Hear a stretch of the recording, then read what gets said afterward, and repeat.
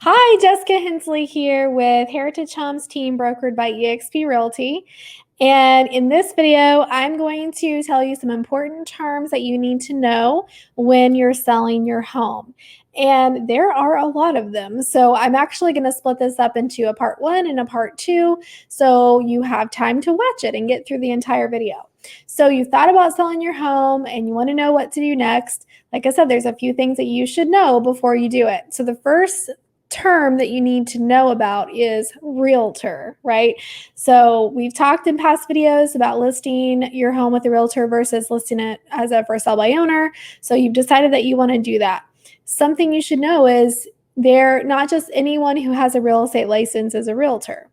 You actually have to join your national or our national, state, and local association of realtors in order to be technically a realtor.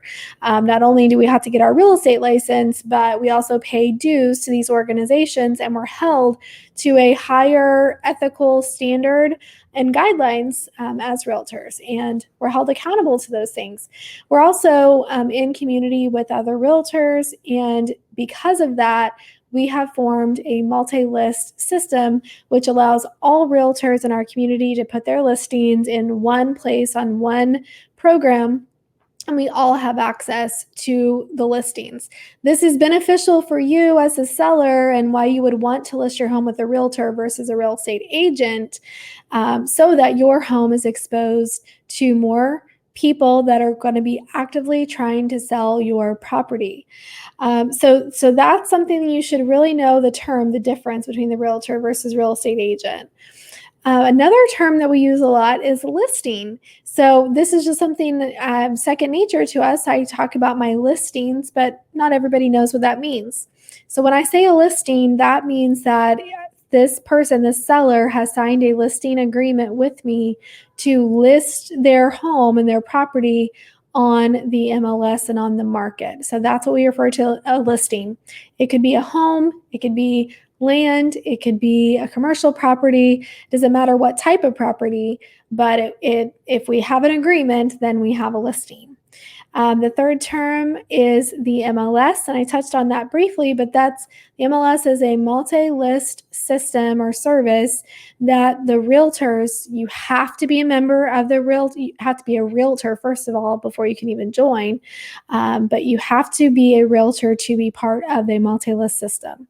And we do this so we can load the photos and the property disclosures and all of the information about your property, and other people, other realtors can easily find that and easily get the information they need to give to their clients.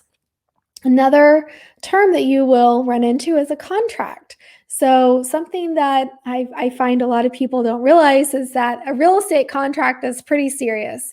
It is a legally binding document that is obligating all parties to abide by the contract.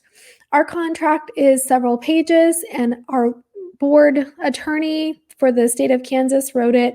And so every single word in there is important and it means something. And it's important that you have a realtor who is there to explain the entire contract. Maybe in a future video, I'll go over a contract. Another term that you might want to know is earnest money. And this is something that a lot of people get confused about or don't know the term at all. Whenever you make an offer on a property, or as a seller, somebody makes an offer on your property, you will want them to put money up to show that they are earnest, which means sincere, trustworthy, truthful, that they are serious about purchasing your home. That's how they're going to prove that they are serious. So this earnest money is deposited at the title company and it's held there throughout the transaction. And whenever we close, if everything goes as planned, then the earnest money is given back to the buyer and it's applied towards their purchase price or it's applied towards their closing cost. If the buyer changes their mind and says, no, I decided I don't want to buy the house anymore, and it's not because of a loan issue or an inspection issue or any other contingency in the contract, then they would actually forfeit the earnest money less any outstanding bills, and that earnest money would go to you as the seller. So that's it for this part one. In part two, we're going to talk about some more important terms. So be sure to tune into the next video. I'm Jessica Hensley with Heritage Homes Realty, Heritage Homes team, brokered by eXp Realty. If you are in the market to sell your home, visit our website at sekhhr.com. Bye.